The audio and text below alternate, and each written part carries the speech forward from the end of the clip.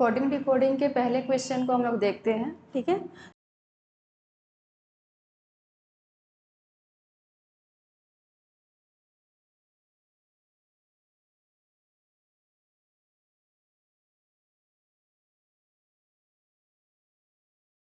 यहाँ कुछ वर्ड दिए गए हैं और कुछ नंबर्स उसके कोड है, ठीक है। अगर आप लोग ध्यान से देखें तो 38 और 24 जो है ये स्क्वायर के आसपास है। 38 जो ये किसका स्क्वायर है, 6 का स्क्वायर। अगर इसमें +2 कर दे तो 38 हो जाएगा, ठीक है। 25 भी अगर देखें तो ये है 5 का स्क्वायर और -1 कर दे तो 24 आ जाएगा। अब देखते हैं ये 6 और 5 का यहाँ क्या रिलेशन है। तो अगर इस फर्स्ट वाले वर्ड को देखते हैं तो यहाँ नंबर ऑफ लेटर्स कितने हैं, 1 2 3 4 5 6, तो 6 है तो यहाँ 6 का स्क्वायर हुआ है, ठीक है। अब यहाँ देखते हैं 1 2 3 4 5, यहाँ 5 है तो 5 का स्क्वायर हुआ है, ठीक है। लेकिन यहाँ 6 के स्क्वायर के साथ +2 है और 5 के स्क्वायर के साथ -1 है। इसका मतलब क्या है, 6 जो है ये क्या है, इवन नंबर है। तो इवन नंबर होगा तो उसके स्क्वायर के साथ +2 करेंगे। 5 जो है ऑड नंबर है तो ऑड नंबर के साथ उसके स्क्वायर में -1 करेंगे, ठीक है। अब यहाँ देखते हैं इसमें कितने लेटर है, तो 1 2 3 4 5 6 7 8 9, तो यहाँ 9 है, ठीक है ना। तो 9 है तो क्या कर सकते, तो 9 का स्क्वायर, तो 9 का स्क्वायर क्या होगा, 81। 9 क्या है, ऑड नंबर है, तो ऑड नंबर में क्या करना है, -1 करना है, तो -1 और ये हो जाएगा 80, ठीक है।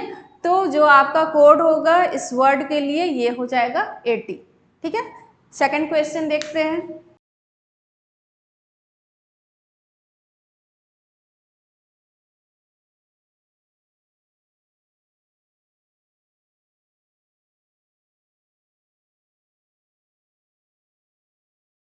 क्वेश्चन नंबर 2 में देखेंगे तो क्वेश्चन नंबर 2 में जो कोड है उसमें लेटर भी है और आपको उसके साथ डिजिट्स भी दिए हुए हैं। इसका मतलब क्या है कि कुछ जो लेटर है उसके कोड लेटर टू लेटर है और कुछ के लेटर टू डिजिट है, ठीक है ना। तो अगर देखें हम लोग तो यहाँ ई का ई, जी और ए है, मतलब जो सेकंड हाफ है उसका रिवर्स ऑर्डर लिखा हुआ है।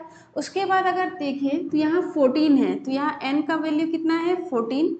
उसके बाद ए का वैल्यू 1 और एम का वैल्यू 13।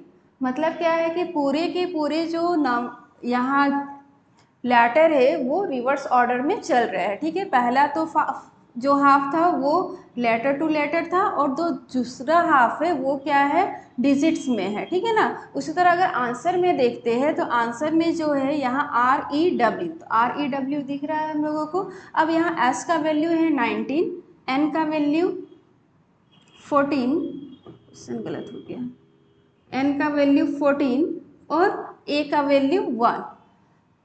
तो उसी तरह से इसको भी बनाएंगे, तो जो आपका सेकंड हाफ है उसमें लेटर ही लिखना है, तो SEL रिवर्स ऑर्डर में। उसके बाद Y का क्या हो जाएगा 25, T का 20 और S का हो जाएगा 19। तो इस तरह से इसका जो कोड होगा वो क्या होगा, SEL 252019, ठीक है। आते हैं क्वेश्चन नंबर 3 में।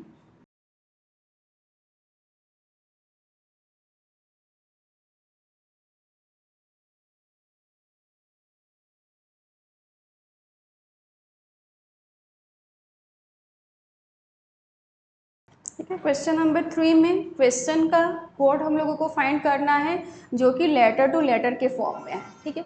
अब यहाँ देखेंगे टी, तो टी का वैल्यू होता है 20 और यू का वैल्यू है 21। मतलब यहाँ क्या हो रहा है, +1। आई का वैल्यू 9 और के का वैल्यू कितना है, 11। मतलब यहाँ क्या करना हो रहा है, +2। एन का वैल्यू 14 और क्यू का वैल्यू 17, तो यहाँ क्या करना है, +3 और के का वैल्यू 11 और ओ का वैल्यू 15, तो यहाँ हो रहा है +4।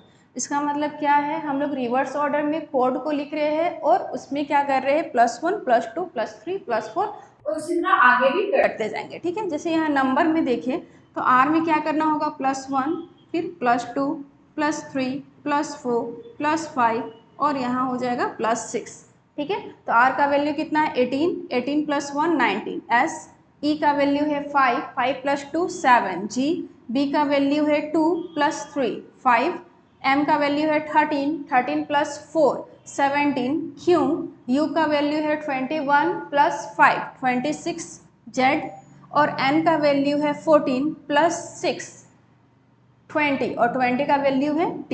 तो इसी तरह यहाँ क्वेश्चन में भी हम लोगों को क्या करना है, रिवर्स में जाना है और +1 +2 +3 +4 +5 +6 +7 और +8 करना है। ठीक है, अब यहाँ देखते हैं n का वैल्यू क्या है। तो n का वैल्यू होता है 14 और यहाँ +1 करेंगे तो 15, जो कि होगा O का वैल्यू 15 +2 करेंगे तो 17, I का वैल्यू 9 +3 12, और 12 होता है L, T का वैल्यू 20 + 4 24, X, N का value 19 + 5 24, again we have to write X, E का वैल्यू 5 + 6 11, K, U का वैल्यू 21 + 7 28, तो 28 का एक्चुअल वैल्यू क्या होगा 2, B, और Q का वैल्यू 17 + 8 25, और 25 का वैल्यू है Y। तो क्वेश्चन का जो कोड होगा वो क्या होगा OQL XXKBY। ठीक है, आते हैं आखिरी क्वेश्चन में।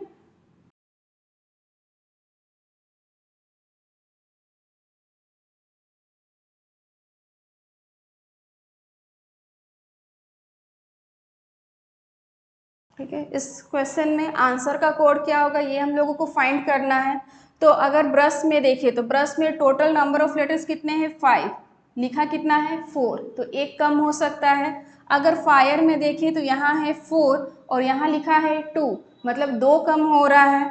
फिर ट्रंक में अगर देखें तो यहाँ है 5 और यहाँ है 4, तो फिर से एक कम हो रहा है, तो यहाँ कोई पैटर्न नहीं बन रहा है। ठीक है, तो जब कुछ पैटर्न नहीं बन रहा है तो क्या करेंगे, वोवेल और कॉन्सोनेंट को चेक करना शुरू करते हैं। तो यहाँ अगर देखें तो जो आपका वोवेल है वो 1 है और कॉन्सोनेंट कितने हैं 4, तो यहाँ 4 लिखा है। ठीक है, अगर फायर में देखें तो दोनों इक्वल है, 2-2 है, तो यहाँ 2-2 है, तो कॉन्सोनेंट का वैल्यू भी हो सकता है और वोवेल का भी वैल्यू हो सकता है।